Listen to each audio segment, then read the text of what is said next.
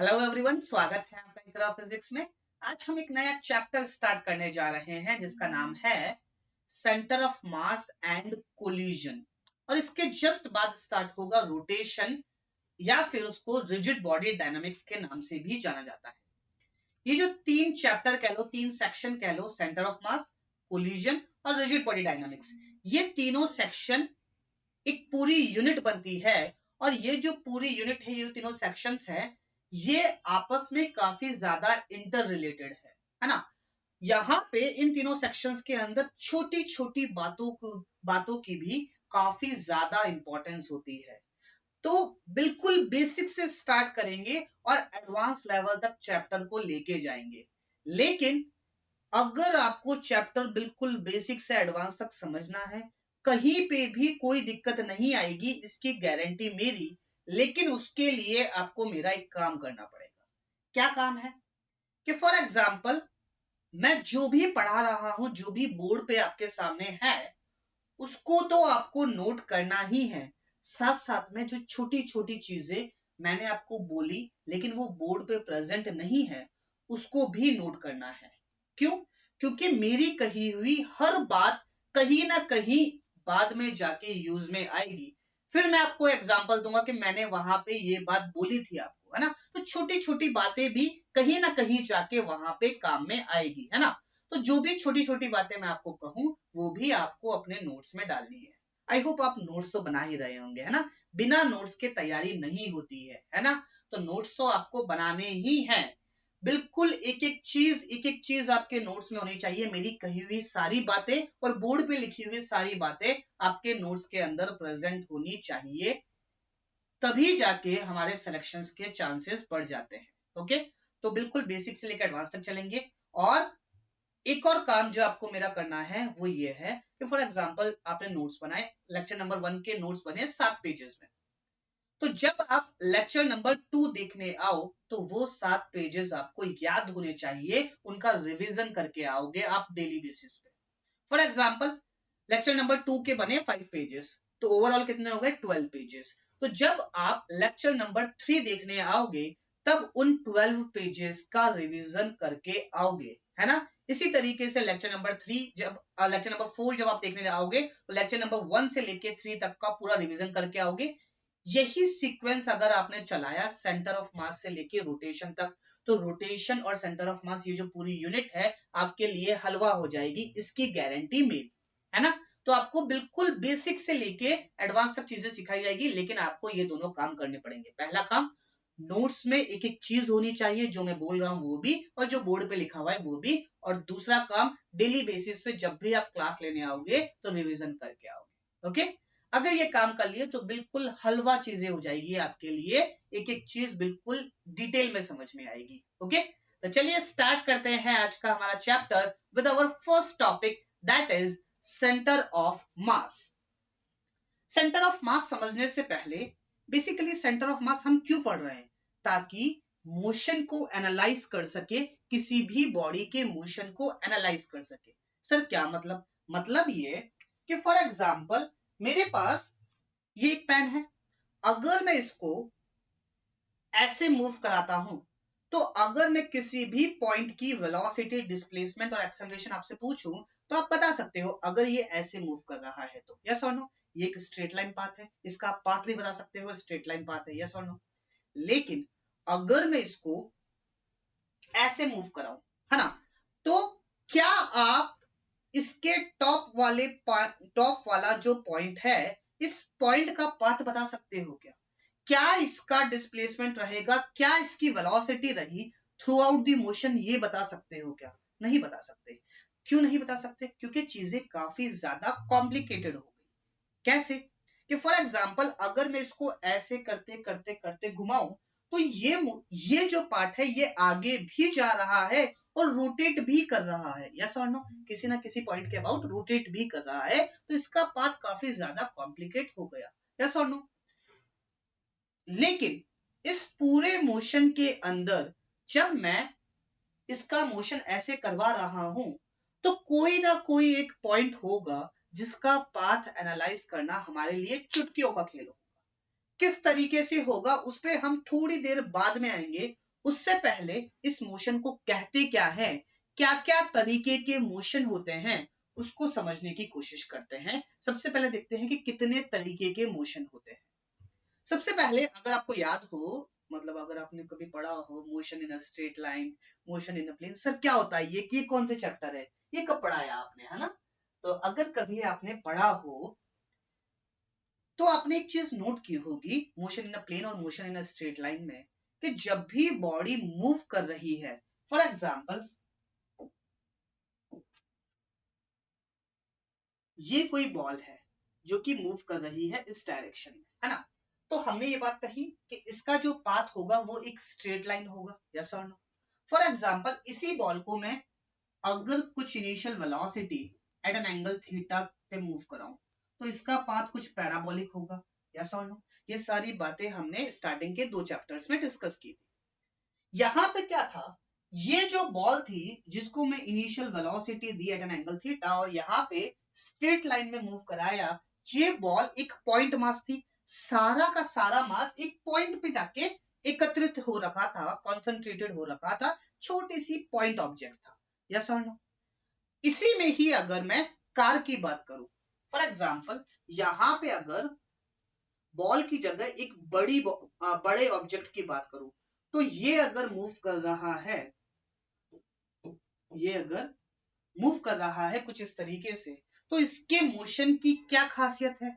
ये एक straight line motion है, ये बात तो हमको पता है, लेकिन मोशन की खासियत क्या है कि अगर आप गौर से देखोगे तो इस कार के हर पार्टिकल की डिस्प्लेसमेंट, वेलोसिटी और एक्सेलरेशन, हर पार्टिकल के तीनों पैरामीटर्स बिल्कुल सेम है। जो इसका डिस्प्लेसमेंट हुआ वही इसका डिस्प्लेसमेंट हुआ, वही इसका डिस्प्लेसमेंट हुआ, यस और नो? यहीं पे ही अगर मैं इस पॉइंट ऑब्जेक्ट में भी अगर छोटे छोटे छोटे पार्टिकल की बात करूं तो हर पार्टिकल का डिस्प्लेसमेंट, वेलोसिटी सब बिल्कुल एक है। फॉर एग्जाम्पल यही कार अगर स्ट्रेट लाइन में मूव नहीं कर रही होती, किसी कर्व के ऊपर मूव कर रही होती इस तरीके से, तब भी मैं यही बात कहता, क्या बात कहता, कि इस पार्टिकल ये जो कार है इसके हर पार्टिकल की वेलोसिटी, डिस्प्लेसमेंट और एक्सेलरेशन बिल्कुल एक जैसी है, बिल्कुल सिमिलर है। तो क्या ये मोशन ऐसा मोशन है क्या, यस और नो? मतलब ये आगे भी जा रहा है और घूम भी रहा है, ऐसा मोशन तो नहीं है। तो इसमें क्या है, जब भी पार्टिकल की, जब भी बॉडी के हर पार्टिकल की डिस्प्लेसमेंट, वेलोसिटी और एक्सेलरेशन सेम हो, तो इस तरीके का जो मोशन होता है उसको हम बोलते हैं ट्रांसलेटरी मोशन। फॉर एग्जाम्पल ये रिमोट है, ये ट्रांसलेटरी मोशन है, ये भी ट्रांसलेटरी मोशन है। फॉर एग्जाम्पल ये अगर ऐसे मूव करता है तो ये भी मेरे पास ट्रांसलेटरी मोशन है। क्यों? क्योंकि हर पॉइंट का डिस्प्लेसमेंट, वेलोसिटी और एक्सेलरेशन हमारे पास सेम है। तो ट्रांसलेटरी मोशन क्या होता है समझने की कोशिश करेंगे। फॉर एग्जाम्पल मेरे पास ये कोई एक एक्सटेंडेड बॉडी है, एक्सटेंडेड बॉडी मतलब पॉइंट ऑब्जेक्ट नहीं, थोड़ी बड़ी बॉडी है ना? तो मेरे पास ये कोई एक एक्सटेंडेड बॉडी है और इसका मोशन कुछ इस तरीके से हो रहा है, यस और नो? इसका मोशन कुछ इस तरीके से हो रहा है। तो अगर आप गौर से देखोगे तो हर पॉइंट का डिस्प्लेसमेंट, वेलोसिटी और एक्सेलरेशन बिल्कुल सेम है। तो इस तरीके का जो मोशन होता है इसको हम बोलते हैं translational motion. I hope this thing is clear. So इस तरीके का जो मोशन होगा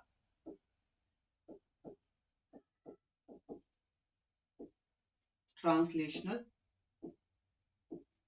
मोशन, ओके, जहां पे हर पार्टिकल का डिस्प्लेसमेंट, वेलोसिटी और एक्सेलरेशन सेम। फिर हम आए सर्कुलर मोशन के ऊपर। सर्कुलर मोशन में क्या क्या देखा हमने कि एक किसी एक्सिस के अबाउट सारे पार्टिकल एक सर्कुलर पाथ में मूव कर रहे थे, वो आगे नहीं बढ़ रहे थे, सिर्फ एक एक्सिस के अबाउट रोटेट कर रहे थे। कुछ इस तरीके का मोशन था हमारे पास सर्कुलर मोशन के अंदर, जहां पे सारे पार्टिकल्स एक एक्सिस के अबाउट रोटेट कर रहे थे। कैसे? कुछ इस तरीके का, यस और नो। तो इस तरीके का जो मोशन होता है जहां पे पार्टिकल्स एक एक्सिस के अबाउट सर्कुलर मोशन कर रहे होते हैं या फिर रोटेट कर रहे होते हैं, तो इस तरीके का जो मोशन होता है इसको हम बोलते हैं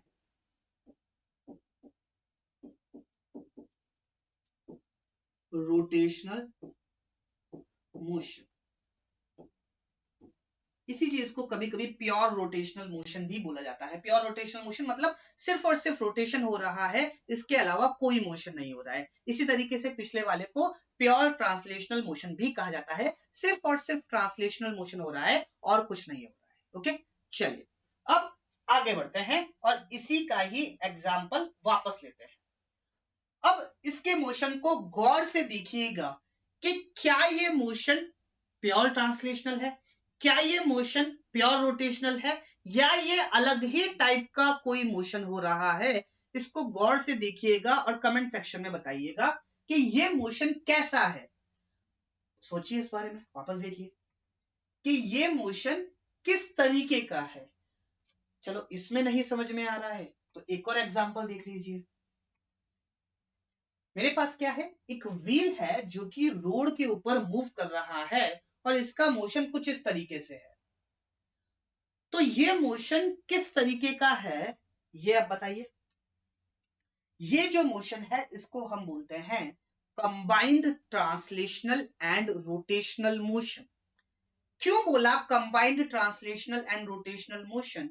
क्योंकि ये आगे भी जा रहा है और एक एक्सिस के अबाउट रोटेट भी कर रहा है। इससे पहले वाला एग्जांपल देखो, देखो ये आगे भी जा रहा है और एक एक्सिस के अबाउट रोटेट भी कर रहा है, यस और नो। तो अगर आप इसको गौर से देखोगे, इस वाले एग्जांपल को,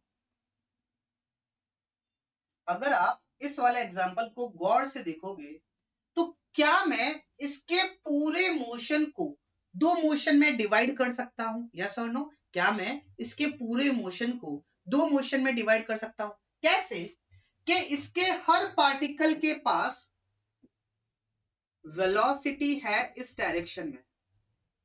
इनिशियली ये सिर्फ ऐसा ऐसा ऐसा गया, रोटेट नहीं किया, फिर यहां पे 180 डिग्री रोटेट कर गया। क्यों? क्योंकि पहले ये पॉइंट नीचे था। कैसे?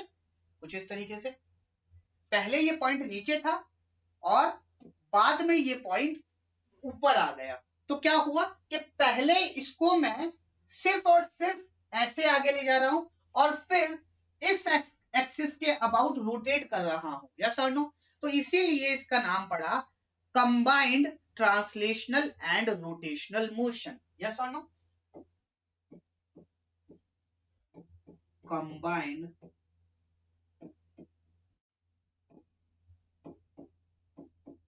ट्रांसलेशनल एंड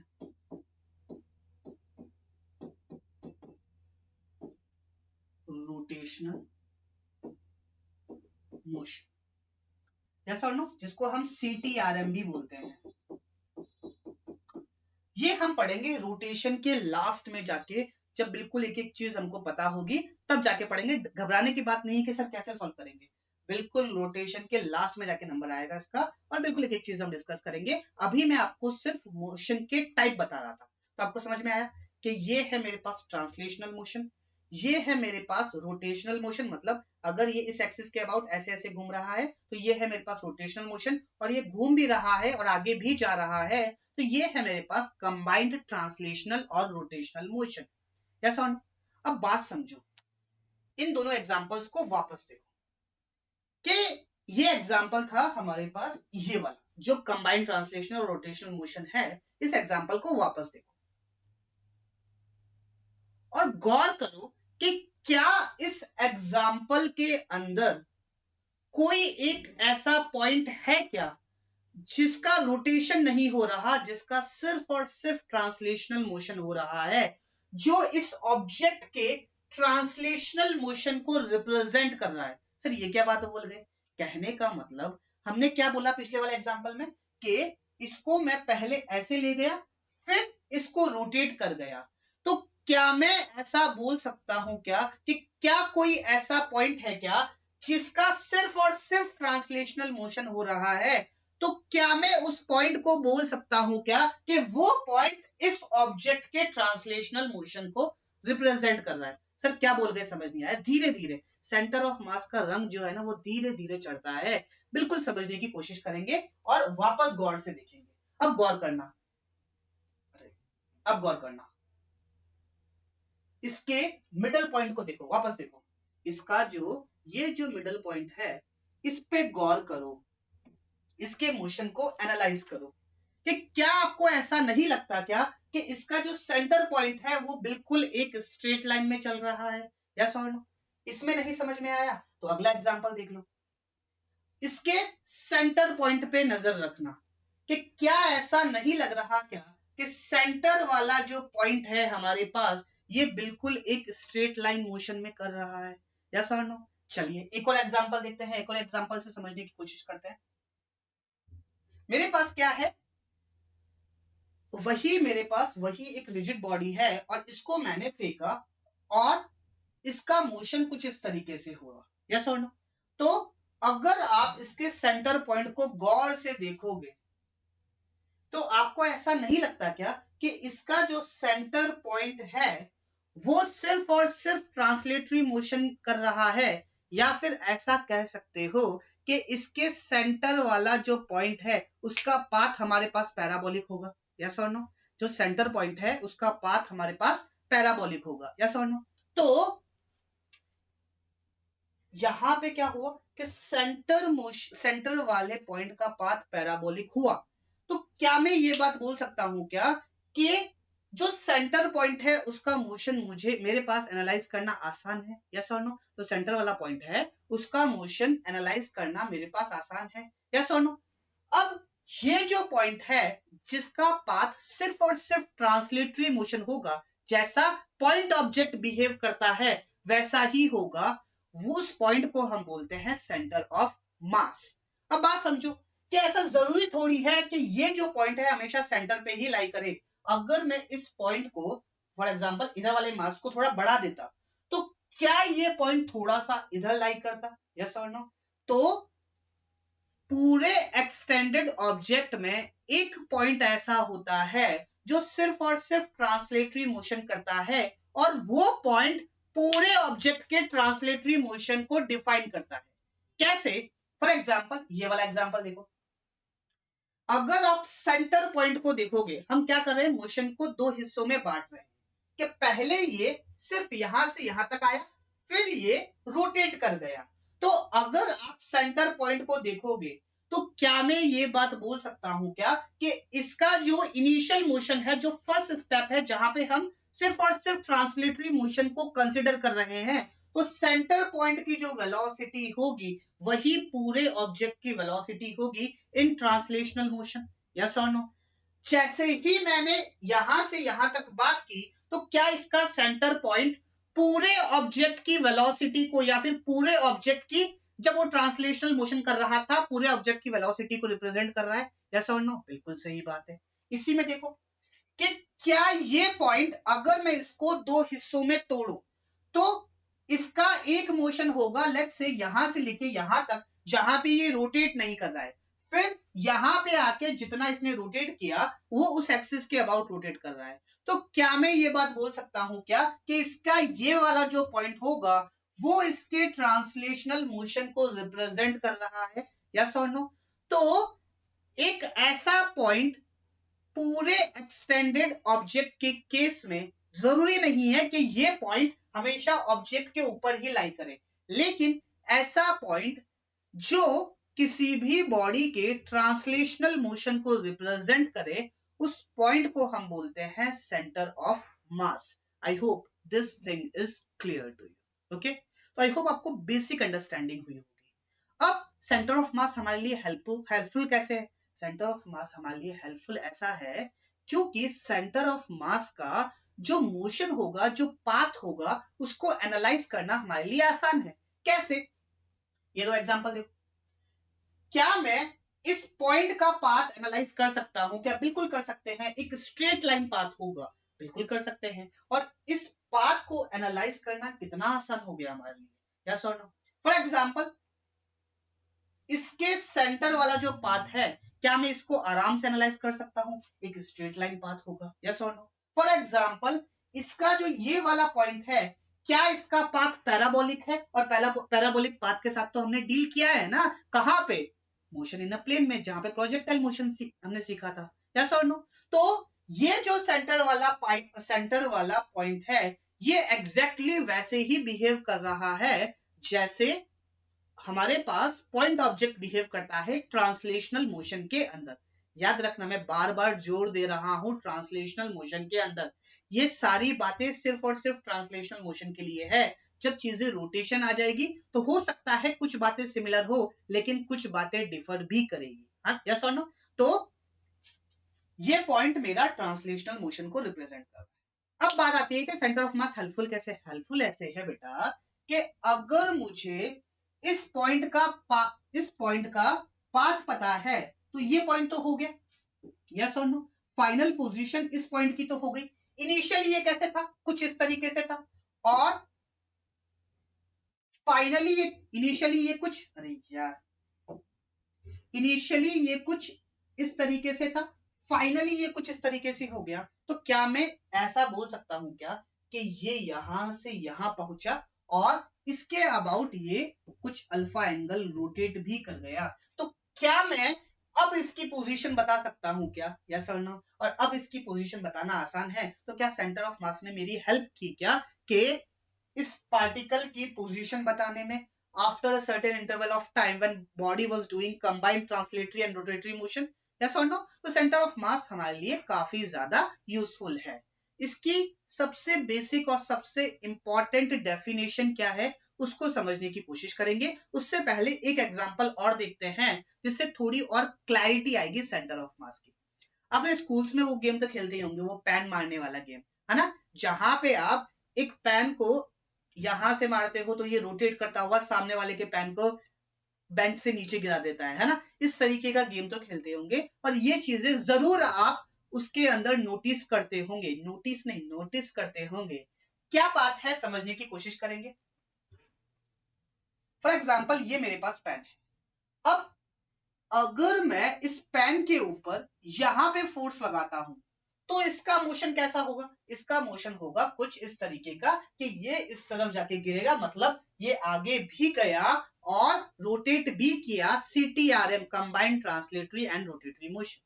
इसी तरीके से अगर मैं यहां पे फोर्स लगाता हूं, तो इसका मोशन कैसे होगा? बिल्कुल इस तरीके का होगा कि ये आगे भी जाएगा और रोटेट भी करेगा, यस और नो?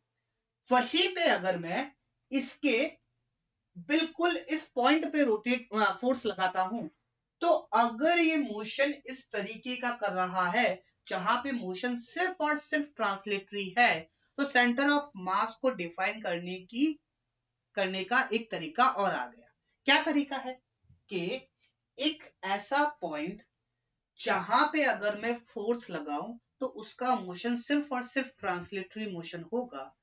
तो इस तरीके का जो मतलब वो जो पॉइंट होगा, उस पॉइंट को हम बोलेंगे centre of mass. I hope this thing is clear to you. For example अगर मैं यहाँ पे फोर्स लगाता हूं, तो ये रोटेट करता हुआ आगे जाएगा। यहाँ पे फोर्स लगाता हूं तो रोटेट करता जाएगा, लेकिन सेंटर पे फोर्स लगाता हूं, ये सिर्फ और सिर्फ आगे जाएगा, यस और नो? तो ये जो पॉइंट है, जो सेंटर से हल्का सा इधर, क्योंकि इधर थोड़ा मास ज्यादा है, तो सेंटर से हल्का सा इधर होगा, उस पॉइंट को हम बोलते हैं centre of mass, yes or no? इसी तरीके से सेंटर ऑफ मास को एक और तरीके से डिफाइन करते हैं। क्या तरीका होता है? कि जहां पे ये बैलेंसिंग पॉइंट होता है ना? ये जो बैलेंसिंग पॉइंट है, ये इसका सेंटर ऑफ मास है। I hope this thing is clear to you. Okay, चलिए अब आ जाती है सेंटर ऑफ मास को डिफाइन करने की, उसके बारे में जो जो बातें हमने कही उसको लिखने की। ठीक है, चलिए सबसे पहले इंपॉर्टेंट बात, centre of mass represent translational motion of N extended body. कोई भी एक्सटेंडेड बॉडी है, मतलब बड़ी बॉडी है, उसका सिर्फ और सिर्फ ट्रांसलेशनल मोशन जो रिप्रेजेंट करता है, वो पॉइंट है सेंटर ऑफ मास। ऐसे समझो कि पूरी बॉडी में जितने भी पार्टिकल्स है, उन्होंने अपना एक हेड बनाया हुआ है जिसका नाम है सेंटर ऑफ मास, और सिर्फ और सिर्फ ट्रांसलेशनल मोशन के लिए अपना हेड बनाया हुआ है, रोटेशनल मोशन के लिए नहीं। तो जो भी ट्रांसलेशनल मोशन होगा उसके अंदर सारे पार्टिकल्स का हेड कौन है, सेंटर ऑफ मास, और सारे पार्टिकल्स ने मिलके बोल रखा है कि जो इसका मोशन होगा वही हमारा मोशन होगा। हम ये बात को एक्सेप्ट करते हैं, जैसा बॉस कहेंगे वैसा हम करेंगे। बॉस अगर आगे चलेंगे 2 मीटर तो हम भी आगे चलेंगे 2 मीटर। बॉस की वेलोसिटी होगी 2 मीटर पर सेकंड, हमारी भी वेलोसिटी होगी 2 मीटर पर सेकंड। बॉस का एक्सेलरेशन होगा 3 मीटर पर सेकंड स्क्वायर, तो हमारा भी एक्सेलरेशन होगा 3 मीटर पर सेकंड स्क्वायर। लेकिन ये बातें सिर्फ और सिर्फ ट्रांसलेशनल मोशन के लिए वैलिड है। I hope this thing is clear to you. और रोटेशनल मोशन के लिए हम बॉस का साथ दे भी सकते हैं और नहीं भी दे सकते हैं, हमारे ऊपर है। ये बातें क्यों बोल रहा हूँ आगे जाके पता पड़ेगा कि क्यों बोल रहा हूँ, है ना। चलिए, आई होप ये बेसिक अंडरस्टैंडिंग आपको आई सेंटर ऑफ मास के बारे में। ओके, चलिए नेक्स्ट पॉइंट देखते हैं। नेक्स्ट पॉइंट क्या है, centre of mass is an imaginary point of extended body or system of particles which will perform same translational motion as a particle of same mass would have performed under the application of same external condition। कहने का मतलब क्या हुआ कि अगर मैं इस body के ऊपर कोई एक नेट एक्सटर्नल फोर्स लगाता हूं तो सेंटर ऑफ मास एक ऐसा पॉइंट है जो सेम तरीके से बिहेव करेगा जैसे कि हमने एक पॉइंट ऑब्जेक्ट के ऊपर, एक पार्टिकल के ऊपर फोर्स लगाया। मतलब इसका जो एक्सेलरेशन होगा वही सेंटर ऑफ मास का एक्सेलरेशन होगा, जो इसकी वेलोसिटी होगी वही सेंटर ऑफ मास की वेलोसिटी होगी, जो इसका डिस्प्लेसमेंट होगा वही हमारे पास सेंटर ऑफ मास का डिस्प्लेसमेंट होगा। I hope this thing is clear to you. तो ओवरऑल आपको सेंटर ऑफ मास के बारे में थोड़ी थोड़ी हल्की हल्की सी फीलिंग आने लग गई होगी। ओके, चलिए आगे देखते हैं, नेक्स्ट पॉइंट देखते हैं। नेक्स्ट पॉइंट क्या है, क्या बोला है, सेंटर ऑफ मास मे और may not lie on the object और सिस्टम। इस बात की फील थोड़ी देर बाद आएगी जब हम centre of mass of extended bodies पढ़ेंगे, शायद वो नेक्स्ट लेक्चर में आएगा, कंटिन्यूअस बॉडी का सेंटर ऑफ मास, है ना। तो इसकी फील थोड़ी देर बाद में आएगी, इस पॉइंट को हम तब और अच्छे से समझ पाएंगे। अब बात समझो, इसका मतलब क्या है कि सेंटर ऑफ मास जरूरी नहीं है, फॉर एग्जांपल ये बॉडी है तो इसका सेंटर ऑफ मास तो यही लाई करता है, लेकिन इसका और इसके कॉम्बिनेशन का जो सेंटर ऑफ मास होगा वो जरूरी नहीं है कि वो इस बॉडी पे या फिर इस बॉडी पे लाई करे, है ना। तो सेंटर ऑफ मास कहीं हवा में भी हो सकता है। क्यों? क्योंकि हो सकता है ये बॉडी कहीं से बैलेंस ही ना हो, यस और नो। अगर मैं इसको यहाँ से बैलेंस करना चाहूं तो हो सकता है ये बैलेंस ना हो, कहीं यहाँ पे हवा में इसका सेंटर ऑफ मास होगा। तो जरूरी नहीं है कि सेंटर ऑफ मास इस ऑब्जेक्ट के ऊपर ही लाई करे जिसका हम सेंटर ऑफ मास निकाल रहे हैं। I hope this thing is clear to you. Okay, चलिए आगे बढ़ते हैं। नेक्स्ट पॉइंट क्या है, for examination of translational motion of the body. अगर किसी बॉडी का ट्रांसलेशनल मोशन को एग्जामिन करना है, we can assume that whole mass of extended body is concentrated on its center of mass and solve the question। अब आई वो वाली बात जो अक्सर किताबों में जनरली लिख दी जाती है कि सेंटर ऑफ मास एक ऐसा पॉइंट है जहां पे हम उसका सारा मास कॉन्सेंट्रेटेड अज्यूम कर सकते हैं। लेकिन वहां पे कंडीशन है, जब हम सिर्फ और सिर्फ ट्रांसलेटरी मोशन की बात कर रहे हो तब। फॉर एग्जाम्पल, मेरे पास कोई एक रॉड है इस तरीके से, लेट्स से इसका सेंटर ऑफ मास यहाँ पे, तो हम ये बात अज्यूम करते हुए चलेंगे कि इसका सारा मास यहाँ पे है, इस पॉइंट पे, और ये पॉइंट m मास का, फॉर एग्जाम्पल इस रॉड का जो मास है वो है m, तो इस पॉइंट मास का जो मास है वो है m, और इस तरीके से हम चीजों को सॉल्व कर सकते हैं। अब इसके ऊपर कुछ फोर्स लगाऊं तो इसका एक्सेलरेशन मुझे पता है, इसका वेलोसिटी मुझे पता है, इसका एक्सेलरेशन इसका डिस्प्लेसमेंट मुझे पता है, जो इसका होगा वही इस पूरी बॉडी का होगा। लेकिन अगेन वही बात, सिर्फ और सिर्फ ट्रांसलेशनल मोशन के लिए धीरे धीरे इसका रंग चढ़ेगा कि मैं इतना जोर क्यों दे रहा हूं सिर्फ और सिर्फ ट्रांसलेशनल मोशन के लिए। वो धीरे धीरे इसका रंग चढ़ेगा, धीरे धीरे चीजें समझ में आई होगी, लेकिन ओवरऑल आपको सेंटर ऑफ मास के बारे में बेसिक अंडरस्टैंडिंग आ गई होगी। ओके, चलिए अब आगे बढ़ते हैं और ये सीखने की कोशिश करते हैं कि सेंटर ऑफ मास निकालते कैसे हैं। भैया आप ऐसा कर, बार बार आप इसको बैलेंस करते हुए तो थोड़ी चलोगे, फिगर डिस्टेंस मेजर कर लोगे, है ना। तो सेंटर ऑफ मास निकालते कैसे हैं उसको समझने की कोशिश करते हैं कि अगर मेरे पास अलग अलग जगह पे अलग अलग पॉइंट ऑब्जेक्ट रखे हुए हैं, अगर मेरे पास कोई कंटिन्यूअस बॉडी है तो उसका सेंटर ऑफ मास कहाँ पे होगा, इन सारी बातों पे डिस्कशन करते हैं और किस तरीके से सेंटर ऑफ मास निकालते हैं, वो पॉइंट कौन सा होगा जहां पे ट्रांसलेशनल मोशन के लिए हम सारा मास कॉन्सेंट्रेटेड मान सकते हैं, वो पॉइंट कौन सा होगा उसको निकालने का ट्राई करते हैं। ओके, चलिए देखते हैं हमारे नेक्स्ट टॉपिक के ऊपर, which is finding centre of mass, location of centre of mass. और इसके अंदर जो हमारा पहला केस है वो है discrete point object. Discrete point object मतलब छोटे छोटे मासेस अलग अलग जगह पे रखे हुए हैं, तो उनका सेंटर ऑफ मास कहां पे आएगा उसको समझने की कोशिश करते हैं। लेट्स से ये मेरी x axis, let's say this is my y axis, और मेरे पास कुछ पॉइंट मासेस है, let's say this is my m1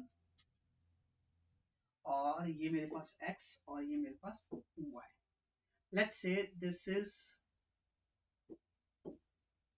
m2 and let's say this is m3। Let's say m1 का जो पोजीशन वेक्टर है वो है ये,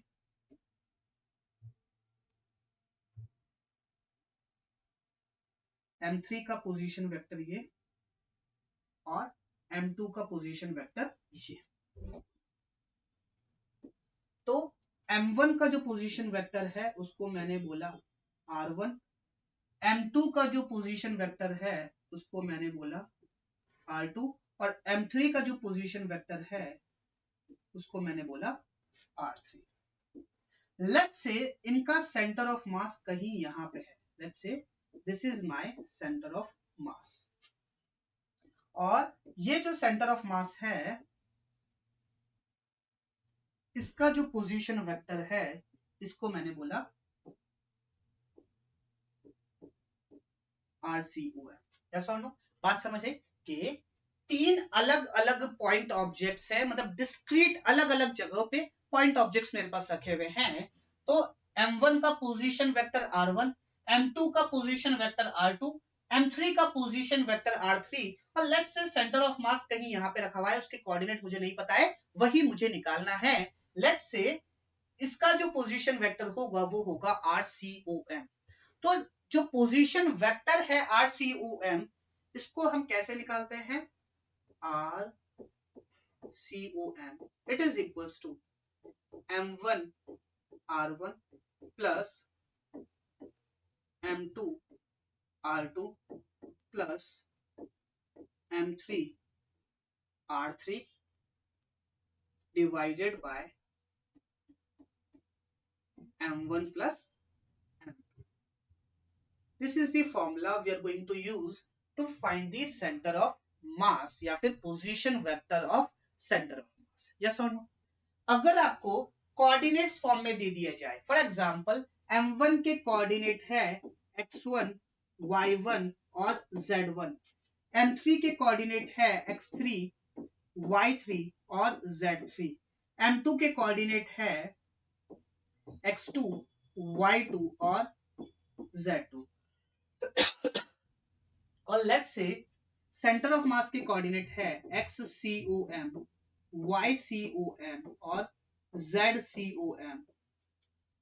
तो दो तरीके हैं, इसको आप लिखोगे x1 i cap, y1 j cap और प्लस z1 k कैप, इसी तरीके से इसको और इसको लिखोगे और इसी तरीके से पोजीशन वेक्टर आपके पास निकल जाएगा। और वहां पे जो i कैप का कोफिशिएंट होगा वो XCOM होगा, j कैप का कोफिशिएंट होगा वो YCOM होगा, और k कैप का जो कोफिशिएंट होगा वो ZCOM होगा। उस तरीके से सॉल्व कर सकते हो, या फिर अलग अलग भी आप चीजों को सॉल्व कर सकते हो। कैसे कि अगर मुझे x coordinate of centre of मास लिखना है तो आप ऐसा भी लिख सकते हो, m1 x1 plus m2 x2 plus m3 x3 divided by m1 plus m2 plus m3।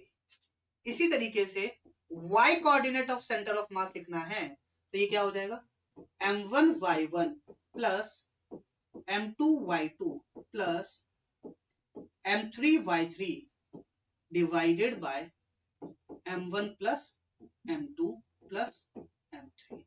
इसी तरीके से अगर z coordinate of centre of मास लिखना है तो ये हो जाएगा m1z1 plus m2z2 plus m3z3 divided by m1 plus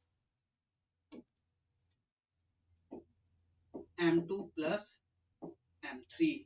तो इस तरीके से आप चाहो तो अलग अलग भी निकाल सकते हो, आप चाहो तो ये भी निकाल सकते हो। इसमें थोड़े से मतलब 1% गलती होने के चांसेस हल्के से बढ़ जाते हैं, इसमें गलती होने के चांसेस 1% कम हो जाते हैं।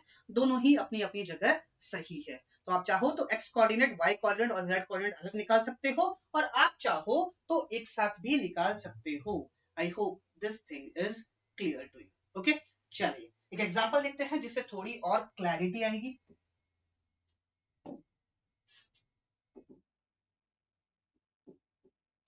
क्या बोला है समझने की कोशिश करेंगे। मेरे पास लेट्स से कुछ कोऑर्डिनेट सिस्टम है x, y और z, जिसके अंदर कुछ अलग अलग जगह पे पॉइंट मासेस रखे हुए हैं। लेट्स से एक मास है मेरे पास 1 किलोग्राम का, जिसके कोऑर्डिनेट है 1,1,1। एक मास है मेरे पास 2 किलोग्राम का, जिसके कोऑर्डिनेट है 1,2,3। और एक है मेरे पास 3 किलोग्राम का, जिसके कोऑर्डिनेट है -1,-2,1। इस तरीके से तीन मासेस तीन अलग अलग कोऑर्डिनेट्स के ऊपर रखे हुए हैं, और मुझसे सवाल में ये बात पूछी है, find coordinates of centre of mass. सवाल क्या है मेरे पास, फाइंड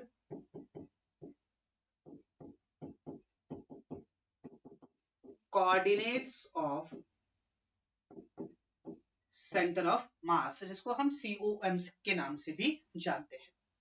तो अभी हमने ये बात देखी कि अगर मुझे x कोऑर्डिनेट लिखना है तो m1 x1 plus m2 x2 plus m3 x3 divided by m1 plus m2। तो x कोऑर्डिनेट अगर मुझे निकालना है, x coordinate of centre of mass, तो इसका फॉर्मूला क्या होता है, m1 x1 plus m2 x2 plus m3 x3 divided by m1 plus m2 plus m3। Yes or no. चलिए m1 x1 इसको फर्स्ट मानते हैं, m1 x1 तो 1 into 1 will be 1 plus m2 x2 which will be equals to 2 into 1 plus m3 x3 which is 3 into -1 divided by 1 plus 2 plus 3। तो ये कितना हो जाएगा, 1 plus 2 is 3, 3 minus 3 will be 0। तो x coordinate of centre of मास मेरे पास आ जाएगा 0। Yes or no. Okay, अब y coordinate लिखते हैं। y coordinate of centre of मास कितना आएगा,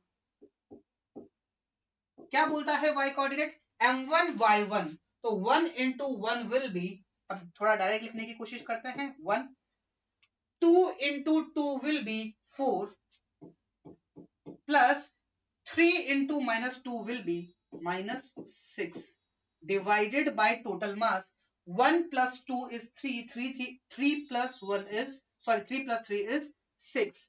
तो ये हो जाएगा 4 plus 1 is 5, 5 minus 6 is -1 by 6। इसी तरीके से अगर मुझे z coordinate of centre of मास लिखना है तो m1 into z1 which is 1 plus m2 into z2 which is 6 plus m3 into z3 which is 3 divided by total mass which is 6। तो ये आ जाएगा 10 by 6 which is 5 by 3। तो coordinates of centre of मास कितने आ जाएंगे, x coordinate तो आया 0, y coordinate आया -1 by 6 और z कोऑर्डिनेट आया 5 by 3। इस तरीके से आप चीजों को सॉल्व कर सकते हो। कोई बच्चा बोलते नहीं सर, आप तो मुझे वो जो वेक्टर वाला बताया था कि RCOM it is equals to m1 r1 plus M2R2 plus M3R3 divided by M1 plus M2 plus M3। इससे सॉल्व करके बताओ। तो इससे कर लेते हैं, कौन सी बड़ी बात है। चलिए वैल्यूज पुट करो। M1 की वैल्यू कितनी 1, R1 इसका पोजीशन वेक्टर मतलब इसके आगे I, इसके आगे J और इसके आगे K लगा दो। ये हो जाएगा I cap plus J cap plus K cap plus M2 which is 2, इसका position vector I cap plus 2J cap plus 3K cap plus M3 which is 3 minus I cap minus 2J cap plus K cap divided by total mass which is 6। Okay चलिए अब I को अलग करके add कर लेते हैं। ये हुआ 1 plus 2 3, 3 minus 3 is 0, तो ये हो गया 0 I cap प्लस अब J को देखते हैं 1 plus 4 which is 5, 5 minus 6 is minus 1, तो minus J cap और K cap को 1 plus 6 which is 7, 7 plus 3 is 10, तो plus 10 K cap divided by 6, तो ये हो जाएगा minus 1 by 6 J cap plus 5 by 3 K cap और 0 I cap भी अगर आप चाहो तो लिख सकते हो। तो कोऑर्डिनेट यहां से भी वही आएगा 0, -1 by 6, 5 by 3। ये पोजीशन वेक्टर की फॉर्म में हो गया। कोई आपसे पूछ ले इसका मैग्नीट्यूड क्या होगा, तो मैग्नीट्यूड भी हम निकाल सकते हैं। I hope this question is clear to you. Okay चलिए आगे बढ़ते हैं और अगला सवाल देखते हैं। अगला सवाल क्या है, क्या बोला है 4 particles of mass 1 kilogram, 2 kilogram, 3 kilogram and 4 kilogram are placed at the 4 vertices A, B, C and D of a square of side 1 meter. Find the position of center of mass of the particle. Basically एक square के 4 corner पे 1 2 3 4 4 masses को रख दिया गया। इस square की side मुझे गिवन में है विच इज 1 मीटर और ये बात मुझे दिख रही है कि 4 किलोग्राम वाला मेरे पास ओरिजिन पे है। तो मुझसे सवाल में ये बात पूछी है कि सेंटर ऑफ मास कहां पे होगा। ओके चलिए तो सबसे पहली बात जो मुझे निकालनी है वो है हर पार्टिकल के कोऑर्डिनेट्स के वो किस पोजीशन के ऊपर है। तो वो निकालना हमारे लिए कोई बड़ी बात नहीं। सबसे पहली बात 4 किलोग्राम 0,0, 3 किलोग्राम ये साइड 1 मीटर है तो x कोऑर्डिनेट हो जाएगा 1 और y कोऑर्डिनेट हो जाएगा 0। 2 kilogram x coordinate 1 y coordinate 1 तो ये हो जाएगा 1,1। 1 किलोग्राम इट विल बी 0,1। क्यों? क्योंकि हमारे पास ये जो स्क्वायर है इसकी जो साइड है वो है 1 मीटर। आई होप ये कोऑर्डिनेट्स निकालना आपको आते हैं। ओके चलिए अब जब हर पॉइंट मास के कोऑर्डिनेट्स हमारे सामने आ गए तो सेंटर ऑफ मास के कोऑर्डिनेट निकालना कौन सी बड़ी बात है। अगर मुझे निकालना है x coordinate of centre of mass तो ये क्या होगा m1 x1। लेट्स से इसको मैं m1 बोल रहा हूं तो m1 x1 इसका कितना है 0 तो ये हो जाएगा 0 प्लस m2 x2 तो 2 इंटू x कोऑर्डिनेट है 1 तो ये हो जाएगा 2 plus m3 x3 3 into x coordinate है 1 तो ये हो जाएगा 3 प्लस फोर्थ कितना हो जाएगा 0 divided by total mass 1 plus 2 is 3, 3 plus 3 is 6, 6 plus 4 is 10 तो ये आ जाएगा 5/10 which is equals to 0.5। इसी तरीके से अगर मुझे y कोऑर्डिनेट निकालना है तो y कोऑर्डिनेट निकालने के लिए सबके y कोऑर्डिनेट को उनके मास से मल्टीप्लाई करके divided by total mass m1 y1 which is 1 into 1 which is 1 plus m2 y2 which is 2 into 1 which is 2 plus m3 y3 which is 3 into 0 which is 0 plus m4 y4 again 0 divided by total mass which is 10 तो ये आ जाएगा 3/10 which is equals to 0.3। अब अगर आप गौर से देखोगे तो x x coordinate मेरे पास आया 0.5 और y कोऑर्डिनेट आया 0.3। तो कहीं यहाँ पे x कोऑर्डिनेट 0.5 और y कोऑर्डिनेट 0.3, कहीं यहाँ पे होगा 0.5, 0.3। These are the coordinates for the center of mass। अगर आप गौर से देखो तो क्या आपको ऐसा नहीं लगता क्या कि सेंटर ऑफ मास जहां पे हैवियर मास है उसकी तरफ लाई कर रहा है? कैसे समझो, ऊपर की तरफ है ओवरऑल 3 किलोग्राम, नीचे की तरफ है 4 + 3 7 किलोग्राम, नीचे ज्यादा है, नीचे हैवियर साइड है। तो क्या मैं ये बात बोल सकता हूं क्या कि centre of mass heavier side के जहां पे ज्यादा मास है उसके पास लाई कर रहा है? Yes or no? इसी तरीके से अगर आप गौर से देखो तो इस तरफ है 4 + 1 5 किलोग्राम और इस तरफ भी है 3 + 2 5 किलोग्राम। तो सेंटर ऑफ मास मेरा ज्योमेट्रिकल सेंटर पे लाई कर रहा है, मतलब 0.5 पे लाई कर रहा है। तो क्या मैं इससे ये बात बोल सकता हूं क्या कि सेंटर ऑफ मास ज्यादा मास के पास लाई करेगा? फॉर एग्जाम्पल, अगर मैं इसके यहाँ पे एक बड़ा मास लगा दूं तो अगर मुझे इसको बैलेंस करना है तो मुझे कहीं यहाँ पे इसके पास में उंगली लगानी पड़ेगी। इसका मतलब सेंटर ऑफ मास इस तरफ लाई करेगा। I hope this thing is clear to you. इसी चीज को आने वाले एग्जाम्पल से और प्रूव कर देंगे। ओके चलिए, आई होप ये बात आपको, ये सवाल आपको समझ में आया होगा। ओके चलिए आगे बढ़ते हैं और अगला सवाल देखते हैं। अगला सवाल क्या है? क्या बोला है? 3 bodies of equal mass are placed at vertices of an equilateral triangle। Basically 3 m मास की बॉडीज एक इक्विलेटरल ट्राइंगल के वर्टाइसिस पे रख दी गई है। मुझसे वही बात पूछी है, find the coordinates of centre of मास। उसके लिए अगेन मेरे पास पॉइंट मासेस है, इनके कोऑर्डिनेट्स लिखने हैं। इसकी कोई साइड दे रखी है क्या? बिल्कुल दे रखी है। साइड है मेरे पास ए, तो ये साइड भी ए, ये साइड भी ए, ये साइड भी ए। तो इसके कोऑर्डिनेट तो मेरे पास हो जाएंगे 0, 0।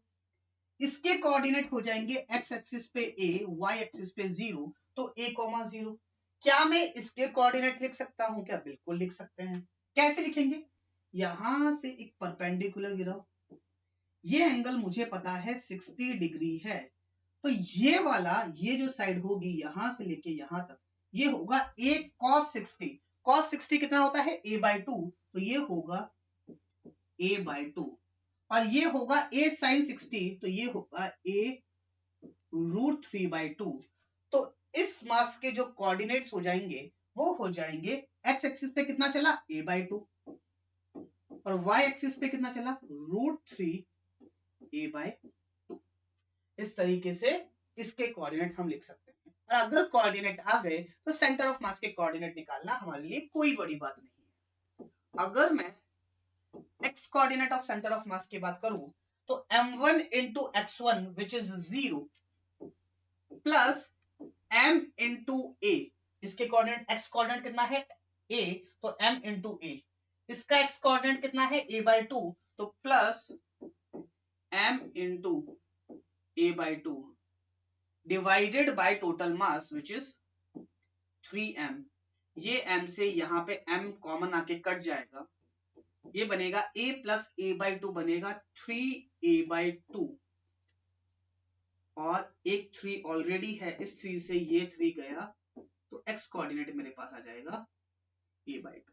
ओके चलिए, अब अगर मुझे y कोऑर्डिनेट लिखना है, y coordinate of centre of mass, तो क्या करूंगा? सबके y कोऑर्डिनेट लिखूंगा। इसका y coordinate 0, m into 0 will be 0। इसका y coordinate 0, m into 0 will be 0। तो ये कितना हो जाएगा? 0 प्लस 0 प्लस उसका कितना हो जाएगा? m into √3a/2 divided by 3m। m से m गया, ये बनेगा √3a डिवाइडेड बाय 2√3। आप चाहो तो इसको नीचे ला सकते हो, सॉरी डिवाइडेड बाय 2 into 3। आप चाहो तो यहाँ पे √3 से इसको √3 बना सकते हो, तो जो कोऑर्डिनेट बन जाएगा वो बन जाएगा a डिवाइडेड बाय 2√3। बेटा लिखना चाहो जो भी साइड है उस हिसाब से चीजों को सॉल्व कर सकते हो। तो क्या मैं ये बात बोल सकता हूं क्या कि इसके जो कोऑर्डिनेट होंगे वो होंगे x कोऑर्डिनेट a/2 और y coordinate a divided by 2√3। तो x कोऑर्डिनेट a/2 और यहां से a डिवाइडेड बाय 2√3 डिस्टेंस ऊपर, यहां पे हमारे पास कहीं सेंटर ऑफ मास होगा। I hope this question is clear to you. तो इस तरीके से अगर मेरे पास अलग अलग जगह पे अलग अलग पॉइंट मास रखे हुए हैं तो उनका सेंटर ऑफ मास हम निकाल सकते हैं। I hope this thing is clear to you. Okay, चलिए अब देखते हैं कि अगर मेरे पास दो पॉइंट मासेस है तो उनका सेंटर ऑफ मास कहां पे होगा। फॉर्मूला हमको पता है ये निकालना, लेकिन उसका क्या क्या रिजल्ट हम याद रख सकते हैं, क्या क्या चीजें हम क्या क्या कंक्लूजन निकाल सकते हैं, उसको समझने की कोशिश करते हैं। तो नेक्स्ट हमारे पास है 2 पॉइंट मासेस का सिस्टम। बेसिकली मेरे पास क्या सिचुएशन है, लेट्स से ये कोई एक स्ट्रेट लाइन है जिसके ऊपर 2 पॉइंट मासेस रखे हुए हैं। Let's say m1, let's say m2, और इन दोनों के बीच में जो डिस्टेंस है वो है d। और लेट्स से ये जो पोजीशन है ये है मेरे पास 0,0। तो मुझसे सवाल में ये बात पूछी है कि सेंटर ऑफ मास कहां पे लाई करेगा। तो सबसे पहली बात, अगर मैं इसको ओरिजिन मान रहा हूं तो इसके कोऑर्डिनेट कितने हो जाएंगे, इसके कोऑर्डिनेट हो जाएंगे d,0। तो coordinate of centre of mass x coordinate कितना आ जाएगा, m1 x1, तो m1 into 0 is 0 plus m2 x2 which is m2d divided by total mass which is m1 plus m2, so it will be equals to m2d divided by m1 plus m2। तो अगर मैं इस distance को let's say यहां पे कहीं पे हमारा सेंटर ऑफ मास है, तो अगर मैं इस डिस्टेंस को d1 बोल रहा हूं तो क्या d1 की value m2d divided by m1 plus m2 होगी। अगर ये d1 है तो ये डिस्टेंस कितना हो जाएगा, d माइनस d1। तो जब आप इसको सॉल्व करोगे तो ये आएगा m1d divided by m1 plus m2। तो क्या मैं इससे ये बात बोल सकता हूं क्या कि जो हमारा सेंटर ऑफ मास होगा वो लाइन जॉइनिंग टू मासेस इसके ऊपर लाई करेगा, यस और नो। क्यों, क्योंकि यहां से जब आप y coordinate of centre of मास निकालोगे तो ये 0 ये 0 तो ये 0 आ जाएगा। तो सबसे इंपॉर्टेंट बात, सबसे पहली बात कि centre of mass of 2 point masses will lie on the line joining the 2 masses, इस लाइन के ऊपर लाई करेगा। दूसरी इंपॉर्टेंट बात के अपोजिट मास के रेशियो में एक दूसरे को डिवाइड करेगा। फॉर एग्जांपल इसको मैंने d1 कहा, इसको मैंने d2 कहा, तो क्या मैं ये बात बोल सकता हूं क्या कि d1 by d2 it is equals to, यहाँ पे m2d divided by m1 plus m2, यहाँ पे m1d divided by m1 plus m2, तो ये m2 by m1 आ जाएगा, m2 by m1। तो क्या मैं ऐसा बोल सकता हूं क्या d is inversely proportional to mass, yes or no।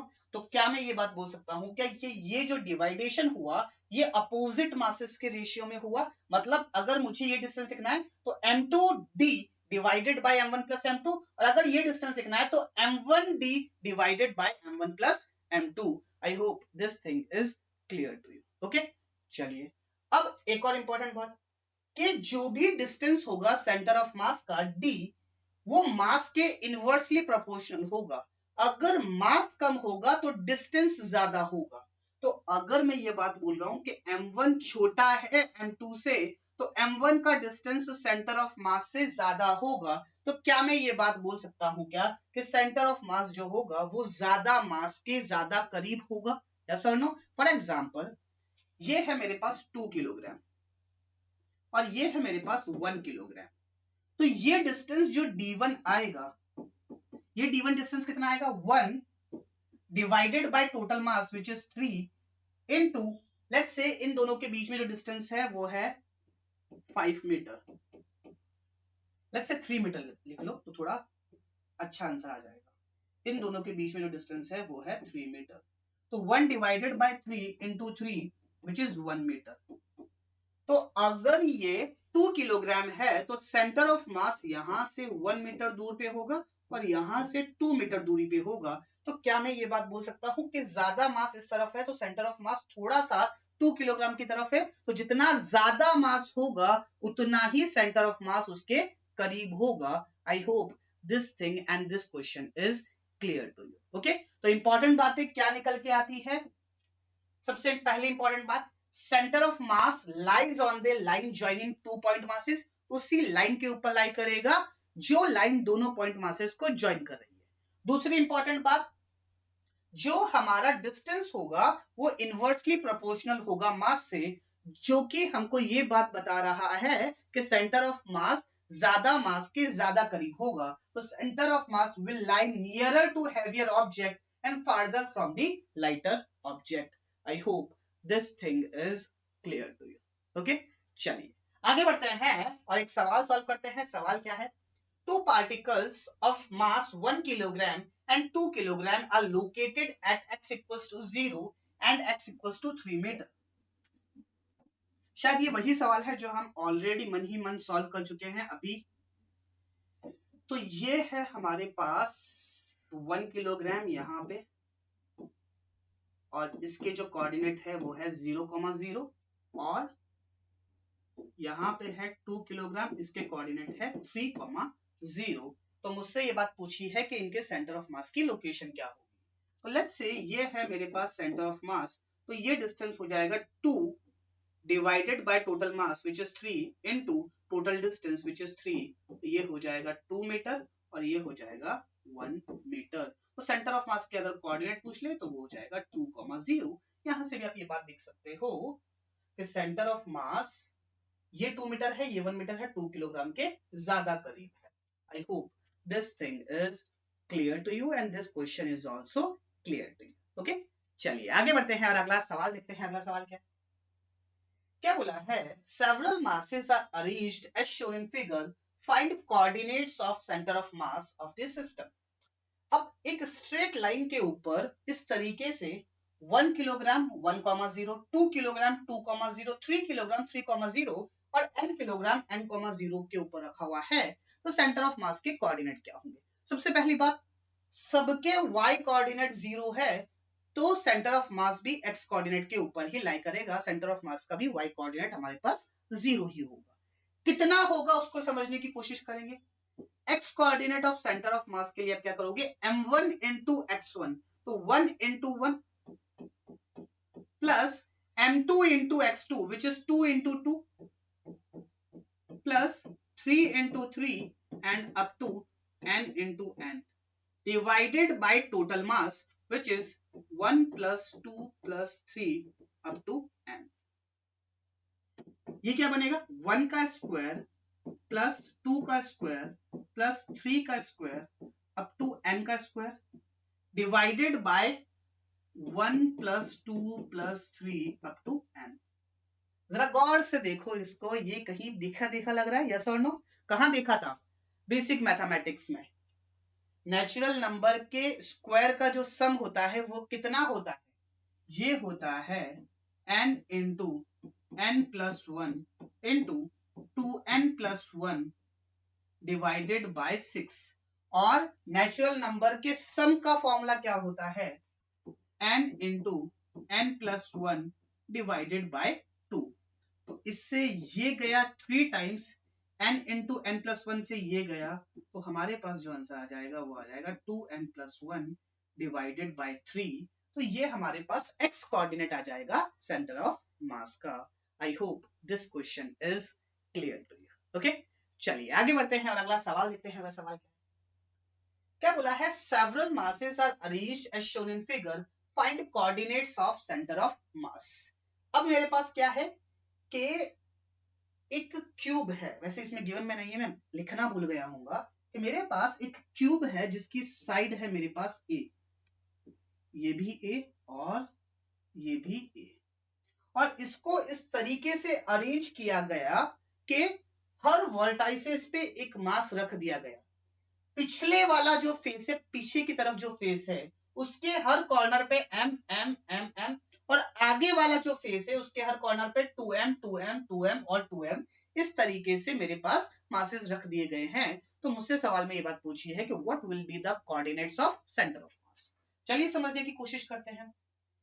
एक तो तरीका है कि हर पॉइंट मास के कोऑर्डिनेट्स लिखो। क्या हम हर पॉइंट मास के कोऑर्डिनेट्स लिख सकते हैं? बिल्कुल लिख सकते हैं। इसका हो जाएगा 0,0,0। सर जेड एक्सिस भी, बेटा जेड एक्सिस भी आ रही है, 3D डायग्राम है। इसका कितना हो जाएगा 1,0,0। इसका कितना हो जाएगा a,0,0। ये चला x एक्सिस में a और y एक्सिस में a, तो इसका हो जाएगा a,0। Yes or no? इसी तरीके से इसका कितना हो जाएगा 0,a,0। इसी तरीके से इसका कितना हो जाएगा, ये सिर्फ z एक्सिस में चला तो 0,0,a। इसका कितना हो जाएगा, ये x में चला और z में चला तो a,0,a। इस तरीके से सारे पॉइंट मासेस के कोऑर्डिनेट लिखो और x कोऑर्डिनेट, y कोऑर्डिनेट और z coordinate of centre of मास आप निकालो। ये चीज आप कर सकते हो। Yes or no?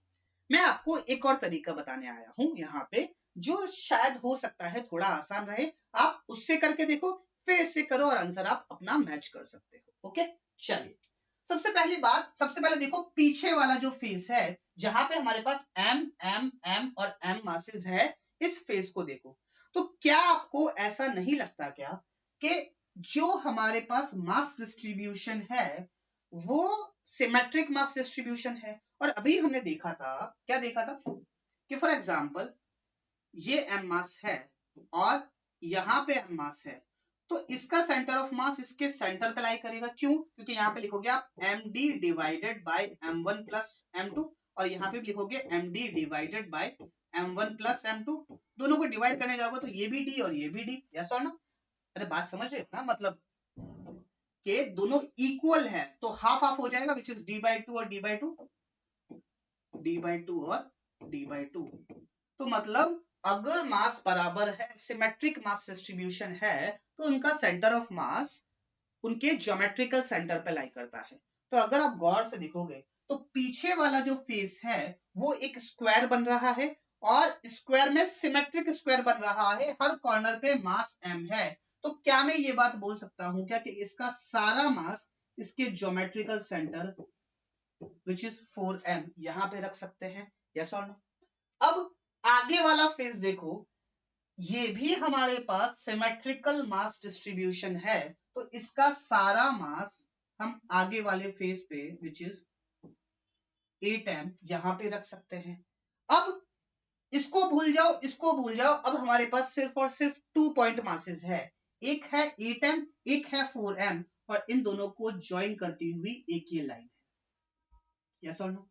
इन दोनों को ज्वाइन करती हुई एक ये लाइन है, तो ये कोऑर्डिनेट कितना होगा, लेट्स से यहां पे कहीं पे सेंटर ऑफ मास है, तो ये कोऑर्डिनेट कितना होगा 8m डिवाइडेड बाय 12m, और ये टोटल डिस्टेंस कितना है इनटू a, m से m गया, 4 2 4 3, तो ये हो जाएगा 2a/3। तो यहाँ पे कहीं पे हमारा सेंटर ऑफ मास लाई करेगा, तो x एक्सिस में चला a/2, y एक्सिस में चला a/2 और z एक्सिस में चला 2a/3। तो हमारे जो coordinates of centre of mass हो जाएंगे वो हो जाएंगे a/2 and 2a/3। I hope this question is clear to you, है ना? और ये बात आप लिख सकते हो कि जब भी हमारे पास सिमेट्रिकल मास डिस्ट्रीब्यूशन होगा, उसका सेंटर ऑफ मास उसके ज्योमेट्रिकल सेंटर पे लाई करेगा। I hope this thing is clear to you. Okay, चलिए आगे बढ़ते हैं और अगला सवाल देखते हैं। अगला सवाल क्या है?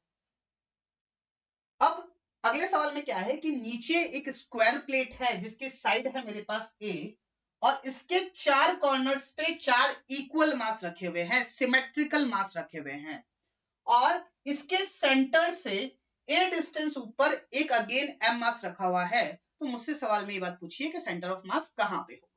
तो अगेन ये बात देखो कि नीचे वाली प्लेट में 4 मासेस है 4m, तो सिमेट्रिकल मास डिस्ट्रीब्यूशन है नीचे जो प्लेट है उसका, तो इनका जो चारों का सेंटर ऑफ मास होगा वो कहीं यहाँ पे सेंटर पे लाई करेगा। तो मैं क्या ये बात बोल सकता हूं कि सारा मास इसके सेंटर पे लाई कर रहा है। अब नीचे है 4m और ऊपर है m, तो सबसे पहली बात सेंटर ऑफ मास इसी लाइन पे लाई करेगा और 4m के थोड़ा करीब होगा। क्यों? क्योंकि 4m बड़ा है। तो ये डिस्टेंस कितना होगा, क्या मैं निकाल सकता हूं? क्या बिल्कुल निकाल सकते हैं। ये डिस्टेंस होगा m divided by 4m plus m which is 5m into ये डिस्टेंस विच इज a, तो ये हो जाएगा मेरे पास a बाय 5। तो इसके सेंटर से a बाय 5 डिस्टेंस ऊपर हमारे पास सेंटर ऑफ मास होगा।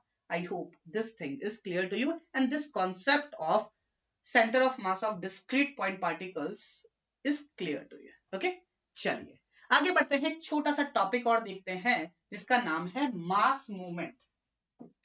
बेसिकली ये जो टॉपिक है मास मूवमेंट, इसका कोई फिजिकल सिग्निफिकेंस नहीं है, एक मैथमेटिकल टर्म है, उसको डिफाइन किया गया मास मूवमेंट। क्या होती है समझने की कोशिश करेंगे।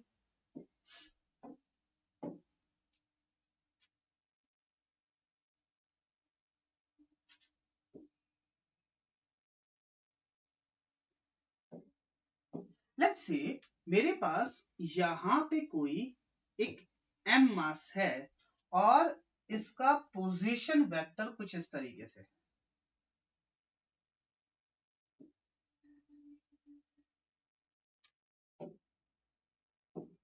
ये r वेक्टर, और लेट्स से ये हमारे पास ओरिजिन है o।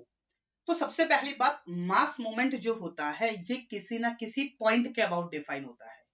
तो मैं क्या करने जा रहा हूं, इस मास का मूवमेंट डिफाइन करने जा रहा हूं, मास मूवमेंट डिफाइन करने जा रहा हूं with respect two point O। So mass movement about point O, तो वो कितना होगा, वो सिंपली होगा m इंटू आर वेक्टर। तो ये किसके बराबर हो जाएगा, m into r vector. I hope this thing is clear to you. For example अगर मैं किसी और पॉइंट के अबाउट डिफाइन करता तो वहां से पोजीशन वेक्टर बनाता और वहां से उसका मास मूवमेंट डिफाइन करता m into that position vector. अब गौर से देखो, ये स्केलर क्वांटिटी, ये वेक्टर क्वांटिटी, तो क्या मैं ये बात बोल सकता हूं कि मास मूवमेंट हमारे पास एक वेक्टर क्वांटिटी होगी, और वेक्टर क्वांटिटी होगी तो डायरेक्शन क्या होगा, डायरेक्शन होगा आर की डायरेक्शन में। ये तो स्केलर है, जिस डायरेक्शन में हमारा पोजीशन वेक्टर होगा उसी डायरेक्शन में हमारे पास मास मूवमेंट होगा। तीसरी बात, एसआई यूनिट क्या होगी, यूनिट की अगर मैं बात करूं तो मास की होती है केजी और आर की होती है मीटर, तो ऐसा यूनिट हमारे पास हो जाएगी केजी मीटर। कोई फिजिकल सिग्निफिकेंस नहीं है इसका, सिर्फ एक मैथमेटिकल टर्म है, m इंटू आर वेक्टर को हमने कहा mass movement. I hope this thing is clear to you. Okay, चलिए आगे बढ़ते हैं, एक नोट देखते हैं। क्या नोट है समझने की कोशिश करेंगे कि क्या बोला है, summation of mass movement with respect to centre of mass is 0। ये एक तरीके से फैक्ट समझ लो। कई लोग क्या करते हैं, यहां से लेक्चर को स्टार्ट करते हैं, फिर डेरिवेशन से लाके वो सेंटर ऑफ मास के जो हमने कोऑर्डिनेट्स का फॉर्मूला निकाला था वो वहां से डिराइव करते हैं। आप चाहो तो ऐसा भी कर सकते हो, मैं यहाँ पे थोड़ा उल्टा कर रहा हूँ कि पहले वो आपको फॉर्मूला बता दिया और वहां से ये बात डिराइव कर रहा हूँ। ओके, चलिए क्या बोला है कि summation of mass movement with respect to centre of mass is 0। कहने का मतलब क्या हुआ समझने की कोशिश करेंगे कि लेट्स से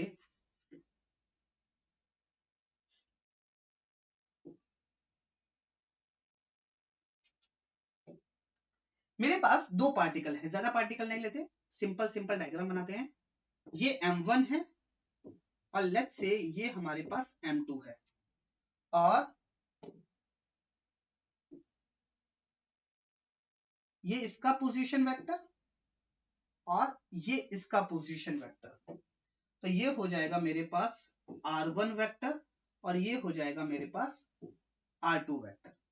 लेट्स से यहां पे कहीं पे हमारा सेंटर ऑफ मास है,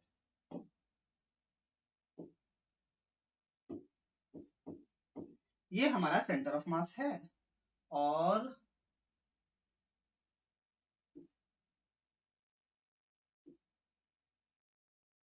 ये इसका कोऑर्डिनेट, ये इसका पोजीशन वेक्टर RCO है।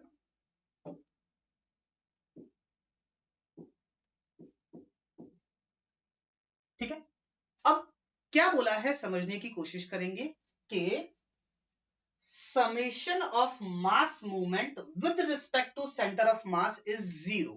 कहने का मतलब अगर मैं इस मास का और इस मास का मास मूवमेंट निकालूं with respect to centre of mass, तो उनका जो सम होगा वो 0 होगा। मुझे ये बात प्रूव करनी है। किस तरीके से होगी समझने की कोशिश करेंगे। सबसे पहली बात, इन दोनों की पोजीशन मुझे बतानी है with respect to centre of mass, तो वो बता देते हैं। This is first and this is second. तो ये क्या बना, position vector of 2 with respect to centre of mass, और ये क्या बना, position vector of 1 with respect to centre of mass. और मुझे प्रूफ क्या करना है, m1 into r1c plus m2 into r2c it is equals to 0। ये मुझे प्रूव करना है। ओके, चलिए सबसे पहली बात, r1c को मैं कैसे लिख सकता हूं, बात समझो। फर्स्ट वेक्टर की हेड से अगर मुझे r1c लिखना है तो हेड टेल को छोड़ते हुए डायरेक्ट फॉर्मूला पुट करते हैं। m1 r1c को मैं r1 माइनस rc लिख सकता हूं क्या, प्लस m2 r2c को क्या मैं r2 माइनस rc लिख सकता हूं क्या, बिल्कुल लिख सकते हैं। तो ये क्या हो जाएगा, m1 r1 minus m1 rc plus m2 r2 minus m2 rc it should be equals to 0। तो ये क्या बनेगा, m1 r1 plus m2 r2 ऐसा अपना minus m1 plus m2 into rc it should be equals to 0। और rc हमारे पास क्या है, basically position vector of centre of mass. तो ये क्या हो जाएगा, m1 r1 plus m2 r2 minus m1 plus m2, और position vector of centre of mass को मैं क्या लिख सकता हूं, m1 r1 plus m2 r2 divided by m1 plus m2 it should be equals to 0। ये m1 प्लस m2 से m1 plus m2 गया, m1 r1 से माइनस m1 r1 गया, m2 r2 से माइनस m2 r2 गया, 0 equals to 0। इसका मतलब LHS is equals to RHS, hence proved. I hope this thing is clear to you. आप चाहो तो जो सेंटर ऑफ मास के फॉर्मुलेज है वो यहां से डिराइव कर सकते हो कि जो हमारा मास मूवमेंट है उसको ऐसे डिफाइन कर सकते हो कि summation of masses about mass movement is equals to 0, और फिर इसको यहां से स्टार्ट करते हुए डिराइव कर सकते हो। दोनों ही एक ही बात है। I hope this thing and जो भी हमने पढ़ा आज के लेक्चर में वो सारा आपको क्लियर हुआ होगा, समझ आया होगा। एटलीस्ट आपको 70 से 80% चीजें समझ में आई होगी। जो धीरे धीरे मैंने ट्रांसलेशनल मोशन की बात की थी ना, वो धीरे धीरे उसका रंग चढ़ेगा। धीरे धीरे जब वो टॉपिक आएगा ना तब आपको क्लैरिटी आएगी, अरे हाँ सर ने ये बात बोली थी। ओके, तो आज के लिए इतना ही। नेक्स्ट लेक्चर में देखेंगे हम centre of mass of continuous body. Okay, that's it from my side for today. Thank you so much everyone. पढ़ते रहिए।